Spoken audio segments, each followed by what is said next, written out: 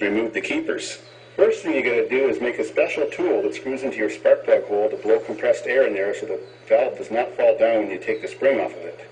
If you want to make one, get any spark plug that fits the hole of your engine. There's pretty much only about 2 different spark plug sizes for car engines, so make one that pretty much fits all. So you get an ordinary spark plug and you smash out all the insulator right from one end to the other and cut off that little tip. Then you get a air chuck tool, goes on your airline, and you weld it to the spark plug. So there's those 2 parts. That's how I made mine. This tool grabs the valve spring while it's sitting on the head, and then as you can see, when you clamp it down, it would push on the retaining washer and compress the spring. So once your compressed air is blowing into the head, clamp your spring.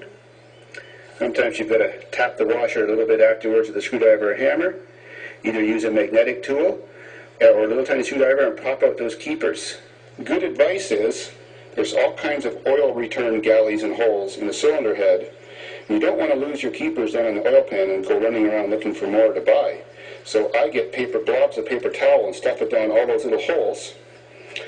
And then I get a sheet of cardboard and lay it underneath the motor so in case one drops I can find it on a clean surface.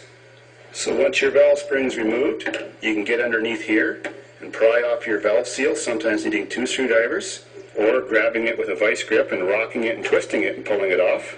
If it's the O-ring slinger type, you just take those off with your fingers and just slip them down to any old position near the bottom, and they'll just set themselves in the right position as soon as the motor starts. No random kitties, but my son just showed up.